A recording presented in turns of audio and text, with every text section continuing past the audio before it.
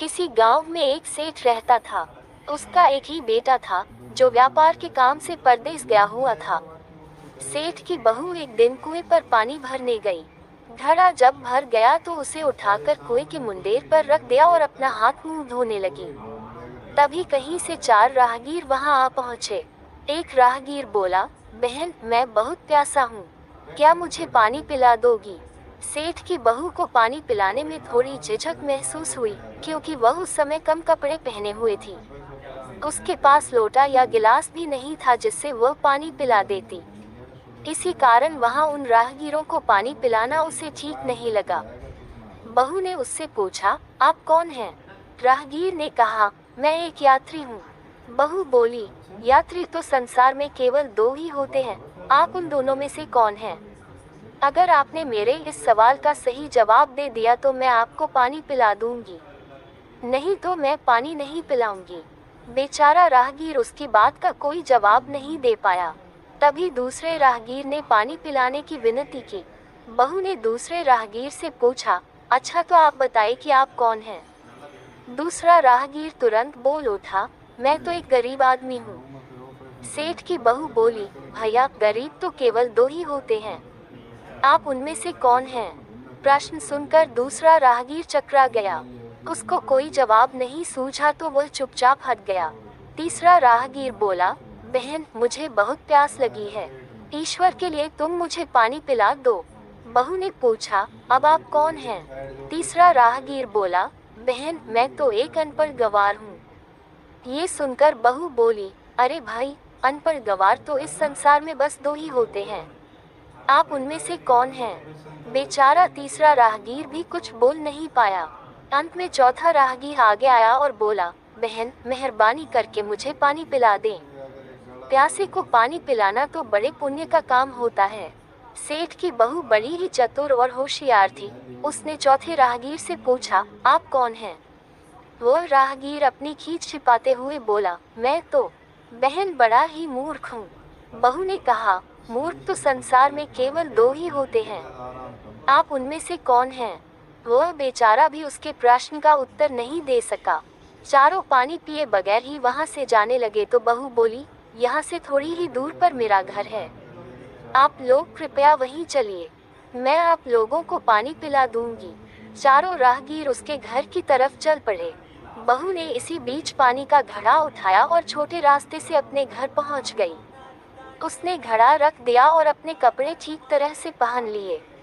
इतने में वे चारों राहगीर उसके घर पहुंच गए। बहू ने उन सभी को गुड़ दिया और पानी पिलाया।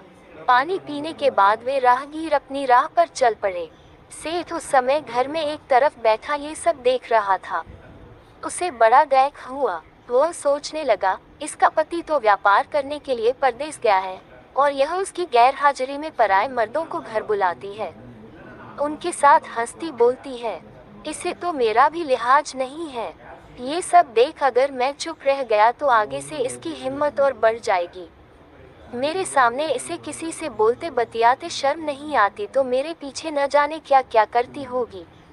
फिर एक बात ये भी है कि बीमारी कोई अपने आप ठीक नहीं होती, उसके लिए वैद्य के पास जाना पड़ता है। क्यों न इसका फैसला राजा पर ही छोड़ दूं। यही सोचता वह सीधा राजा के पास जा पहुंचा और अपनी परेशानी बताई। सेठ की सारी बातें सुनकर राजा ने उसी वक्त बहू को बुलाने के लिए सिपाही बुलवा भेजे और उनसे कहा, तुरंत सेठ की बहू को राजसभा में उपस्थित किया जाए। राजा के सिपाहियों को अपने घर पर आया देख उस सेठ की पत्नी ने अपनी बहू से पूछा, क्या बात है बहू रानी, क्या तुम्हारी किसी से कहा सुनी हो गई थी जो उसकी शिकायत पर राजा ने तुम्हें बुलाने के लिए सिपाही भेज दिए? बहू ने सास की चिंता को दूर करते हुए कहा, नहीं सासू माँ, मेरी किसी से कोई कहा सुनी नहीं हुई है, आप जरा भी फिक्र न करें। सास को आश्वस्त कर वह सिपाहियों से बोली, तुम पहले अपने राजा से यह पूछकर आओ कि उन्होंने मुझे किस रूप में बुलाया है, बहन, बेटी या फिर बहू के रूप में, किस रूप में मैं उनकी राजसभा में मैं आऊं। बहू की बात सुन सिपाही वापस चले गए। उन्होंने राजा को सारी बातें बताई। राजा ने तुरंत आदेश दिया कि पालकी लेकर जाओ और कहना कि उसे बहू के रूप में बुलाया गया है। सिपाहियों ने राजा की आज्ञा के अनुसार जाकर सेठ की बहू से कहा, राजा ने आपको बहू के रूप में आने के लिए पालकी भेजी है। बहू उसी समय पालकी में बैठकर राजसभा में जा पहुंची। राजा ने बहू से पूछा, तुम दूसरे पुरुषों को घर क्यों बुला लाई, जबकि तुम्हारा पति घर पर नहीं है? बह बोली, महाराज, मैंने तो केवल कर्तव्य का पालन किया। प्यासे पथिकों को पानी पिलाना कोई अपराध नहीं है। ये हर गृहिणी का कर्तव्य है। जब मैं कुएं पर पानी भरने गई थी, तब तन पर मेरे कपड़े अजनबियों के सम्मुख उपस्थित होने के अनुरूप नहीं थे। इसी कारण उन राहगीरों को कुएं पर पानी नहीं पिलाया। उन्हें बड़ी प्यास लगी थी और मैं उन्हें पानी पिलाना चाहती थी। इसलिए उनसे मैंने मुश्किल प्रश्न पूछे और जब वे उनका उत्तर नहीं दे पाए तो उन्हें घर बुला लाई। घर पहुंचकर ही उन्हें पानी पिलाना उचित था। राजा को बहू की बात ठीक लगी। राजा को उन प्रश्नों के बारे में जानने की बड़ी उत्सुकता हुई जो बहू ने चारों राहगीरों से पूछे थे। राजा ने सेठ की बहू से कहा, भला मैं भी तो सुनूं कि वे कौन से प्रश्न थे जिनका उत्तर वे लोग नहीं दे पाए। बहू ने तब वे सभी प्रश्न दोहरा दिए। बहू के प्रश्न सुन राजा और सभासद चकित रह गए। फिर राजा ने उससे कहा, तुम खुद ही इन प्रश्नों के उत्तर दो। हम अब तुमसे ये जानना चाहते हैं।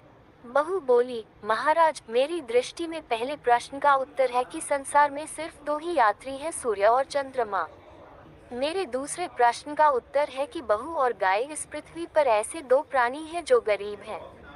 अब मैं तीसरे प्रश्न का उत्तर सुनाती हूँ। महाराज, हर इंसान के साथ हमेशा अनपढ़ गंवारों की तरह जो हमेशा चलते रहते हैं वे हैं भोजन और पानी।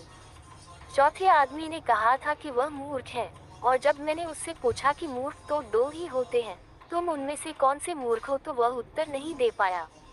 इतना कहकर वह चुप हो गई।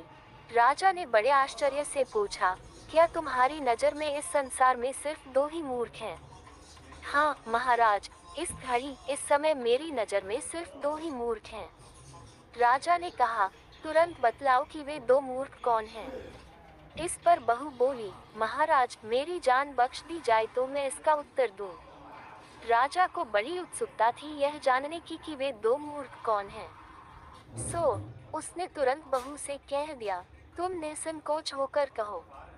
हम वचन देते हैं तुम्हें कोई सजा नहीं दी जाएगी। बहू बोली, महाराज, मेरे सामने इस वक्त बस दो ही मूर्ख हैं।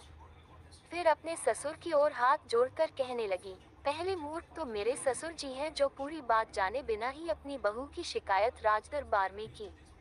अगर इन्हें शक हुआ ही था तो ये पहले मुझसे पूछ तो लेते, मैं खुद ही इन्हें सारी बातें बता देती।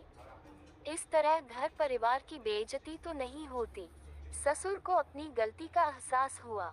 उसने बहू से माफी मांगी। बहू चुप रही। राजा ने तब पूछा, और दूसरा मूर्ख कौन है? बहू ने कहा, दूसरा मूर्ख खुद इस राज्य का राजा है जिसने अपनी बहू की मान मर्यादा का जरा भी ख्याल नहीं किया और सोचे समझे बिना ही बहू को भरी राजसभा में बुलवा लिया। बहू की बात सुनकर राजा पहले तो क्रोध से आग बबूला हो गया, परंतु तभी सारी बातें उसकी समझ में आ गईं। समझ में आने पर राजा ने बहू को उसकी समझदारी और चतुराई की सराहना करते हुए उसे ढेर सारे पुरस्कार देकर सम्मान सहित विदा किया।